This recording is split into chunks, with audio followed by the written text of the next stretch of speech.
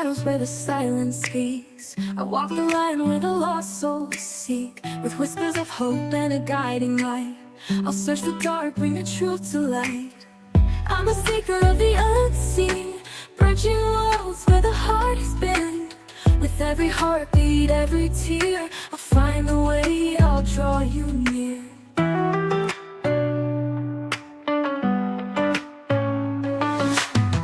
Through the echoes of the past I tread, unlocking stories of the words unsaid. With every vision I'll stand my ground. In the name of love, the lost will be found.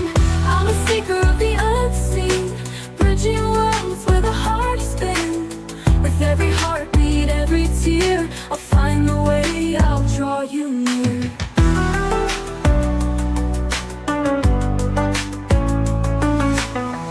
Hope is fading, I won't let go. I'll be your compass, your guiding glow. Together we'll break through the darkest night. For every lost soul, I'll bring back the light.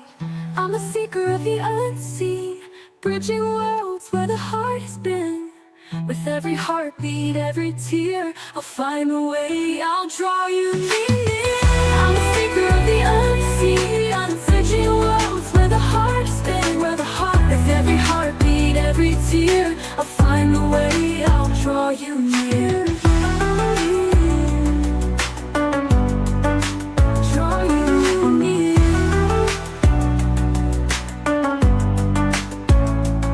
Through the echoes of the past I tread, unlocking stories of the words unsaid. With every vision I'll stand my ground.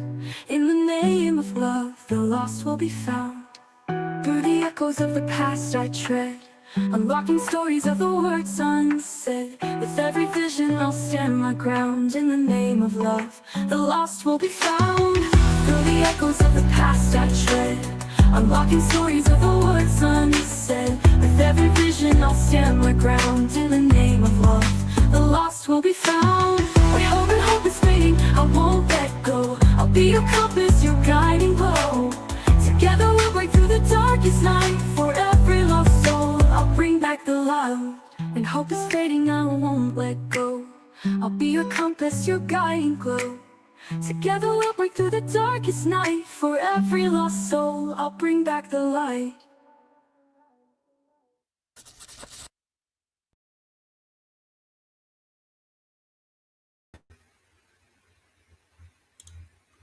Hey guys, and welcome back to the Psychic Sleuth channel. So hopefully I can get through this because I stayed up to try to go ahead and do it for you today, as it's been energetically on my mind. I know that the trial is coming up. I know people have asked me, but it's been tough to get through it when spirit pulls you in other directions.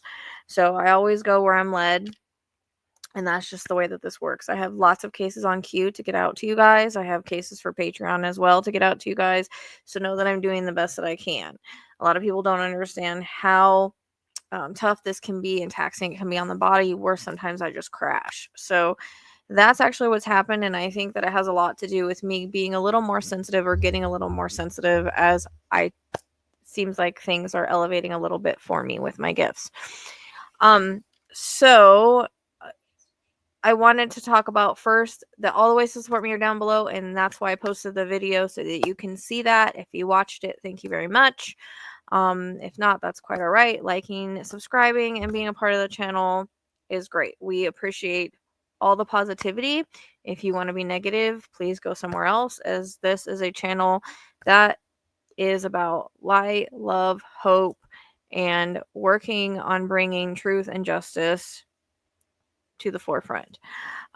Also, in the description link below and on my channel, you can find a video of how my gifts work. If you're going to be a part of this channel, it's a suggested watch. I don't work like other psychic mediums. I track patterns. I track prophetic sequencing, which I've just learned about, where I get information way before it happens. And it just explains how a lot of us psychics works, but specifically how I work. So I actually did do a reading on Karen Reed. First, I guess I should say this is for entertainment purposes only. Everyone is innocent until proven guilty. All right, so I did it privately, the reading with Karen Reed, or for Karen Reed, for John O'Keefe, the whole situation. I did a reading for Dream Feed Media. Now, I did it privately. She paid for it, so I cannot release her reading. She recorded it, all of that. Ethically, I can't. So, she has posted a few videos on her channel. However, I went in and I did my own, and I cross-referenced it with the astrology to validate it. Again, I'm not an astrologist, but I tend to get some help using that to validate what I get so that it could be the most accurate that it is, or the most accurate possible.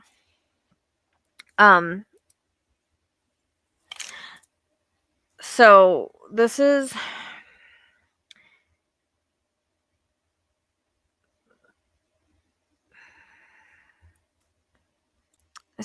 all spirit guided, channeled, and again validated. And John was very strong in the presence of this. Now, I'm not going to release every bit of information. I was actually going to timestamp a video, not put it public, and then put another video out because I was a little concerned because I had names and situations that it would be a little dangerous. However, I don't think they're going to worry about little old me, since I think it's going to unravel anyways. Pluto and Aquarius bringing the corruption to the forefront. But there is information that I am holding back, and that I will tell you what that information is as we get going. And that has been sent to the proper channels. What they do with that is on them. Okay, so let's be clear that Karen Reed is not the perpetrator. She's the target, framed by the system so corrupt that it makes its own evidence and buries the rest. This is the second trial, and they're doing everything they can to seal the narrative, but Spirit's not having it. Again, I said on this information, I've been trying to get it out, and I feel like she will be acquitted. I said that in the Dream Feed Media prediction in that video, and I feel it's the same. The truth deserves to be said before the verdict, and that's what I've been trying to get this out for. And I will not give exact details again of the evidence I sent to the attorneys, but I'm going to tell you everything else. Because Karen isn't just on trial, the system is. And it's time we pull back the curtain. So, what if the truth was never buried, just silenced? This is again the story of John O'Keefe, a man who wasn't just a victim, he was a witness to corruption. And he paid the price for getting too close. I'm going to try my best to explain this because it is sort of a tangled web. John O'Keefe was investigating. He was investigating a corruption web. He was investigating multiple things at one time under the department and under a man named Brian Albert. He knew things that he probably shouldn't have known. And in the original reading, he showed me connecting the dots and using the string board or whatever they do. He knew about a specific thing that happened, that I've seen multiple times, of the perpetrator unaliving somebody by shooting in the head, and dumping into the river. There's gang ties, there's mob ties, there's cover-ups of suicides that aren't suicides, and there's sexual assaults that were covered up as well. And John was collecting this evidence. And I strongly feel that he was doing his job as any seasoned investigator would when they feel something isn't right. And the scales were starting to tip. It was starting to come out that he was investigating, whether that be by spies in the department or people that were close to the perpetrator. I'm just going to call him BA. And interestingly enough, the way that my patterns work, Albert was a pool before this reading off of a map. So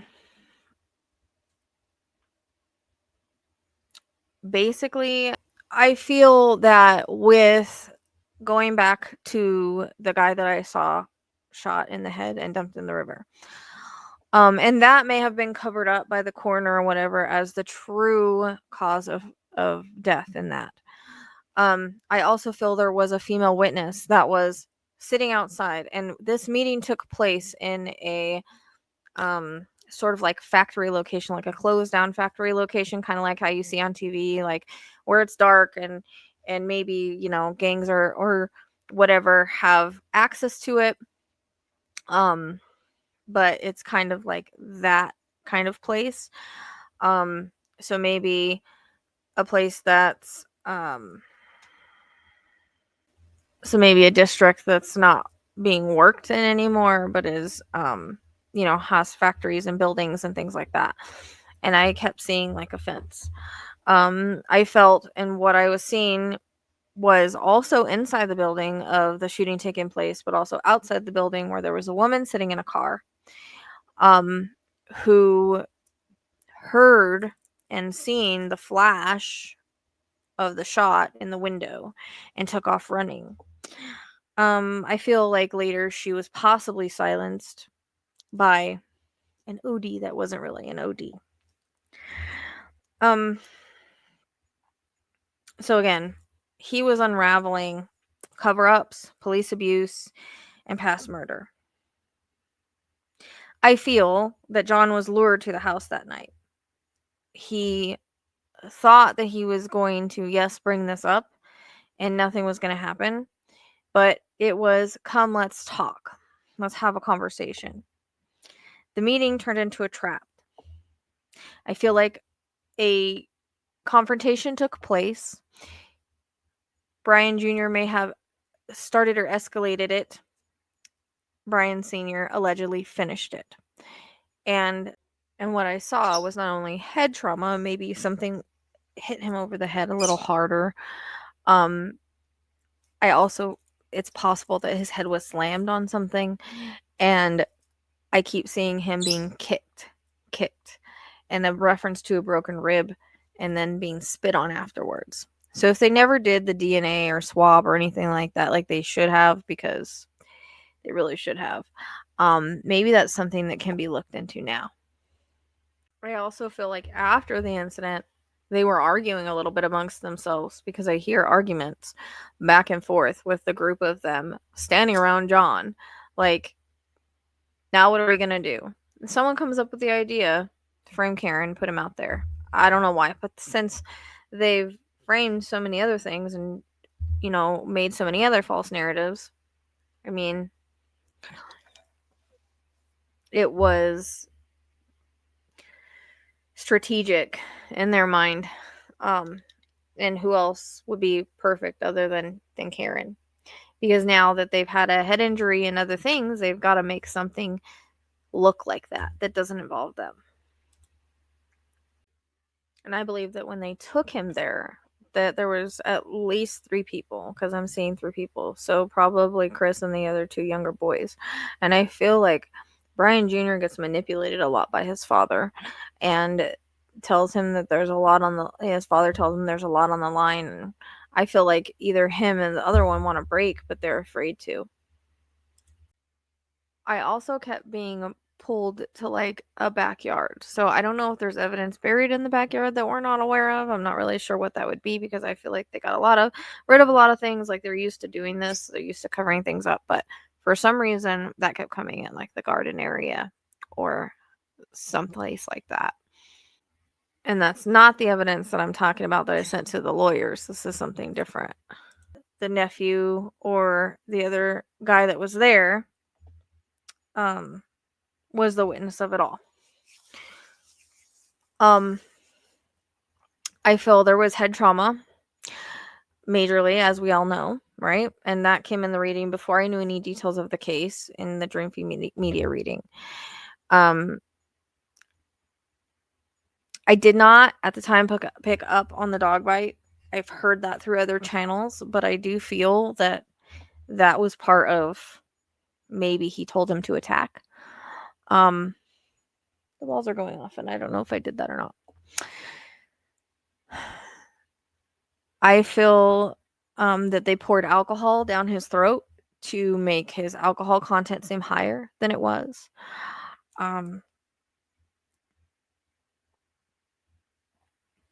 Then I feel he was placed there. Now, there was a name that I received that I was not aware of in the Dreamfeed Media video, Christopher. She validated it. And I feel that his truck was used to put John O'Keefe where he was. That truck was later sprayed out. And I also feel, again, and I know that this is public knowledge about the tail light, but there was other tail light that was put there to make it look like the thing had been smashed out even worse. All of this was planted and made to look like Karen Reed did it because they had been arguing or had some issues, and that was the perfect person to frame in this instance. So John documented everything, and that's where I'm not telling you where that is or what Spirit has showed me multiple times. That has been forwarded to the attorneys. Whether they believe me, did anything with it, I'm not sure. Whether it was found, I don't know. But there's a lot of evidence that John kept because John knew. He had a feeling that eventually this was going to come to an end. And him and Karen had a soul contract to go through this together. But it's a lot bigger than people realize. It's to expose the corruption. It's to expose what's hiding underneath. It's to expose what's really going on. So in a way, it was his sacrifice. This is not just about clearing Karen's name. It's about uncovering a network of silence, abuse, and control that's hurt too many for too long.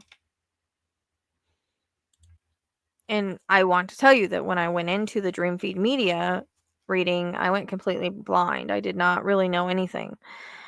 And I'm sure she has the details that she doesn't feel she needs to release about how John felt about Karen. John loved Karen. He may not have known how to show it because of drinking and the job and all of this that he was holding. But he did. He loved Karen and he loved his family. And he's sorry that she's going through this. And I actually think she might write a book later on. But again, the impression of an indoor confrontation, a party that was actually a setup, multiple individuals involved in covering up the incident, law enforcement corruption or protection within the inner circles. John's body moved after the injury.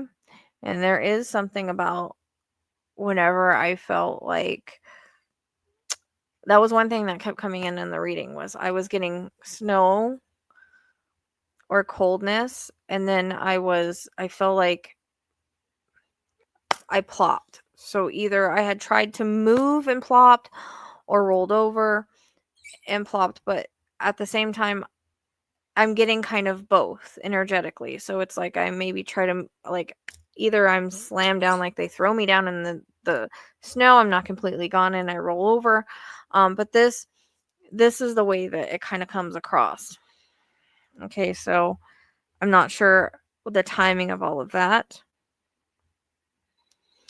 But I feel that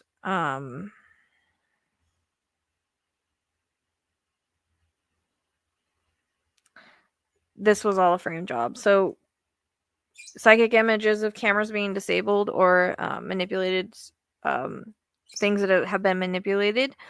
There's been evidence tampering. And again, I feel in other cases, possibly people have been paid off, like the coroner and whatnot, to make things look different. Getting a headache now again.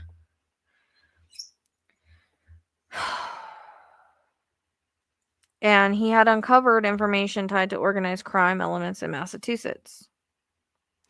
Again, there's ties to mafia and mob networks as well as regional gangs connected to a broader connection. So John knew a lot, and he was a danger. And I think he was about to go to someone. And Internal Affairs really needs to look into this deeper. Injuries do not match what they are saying happened. period. Also, there's a female that knows more, which I might think is the wife of somebody.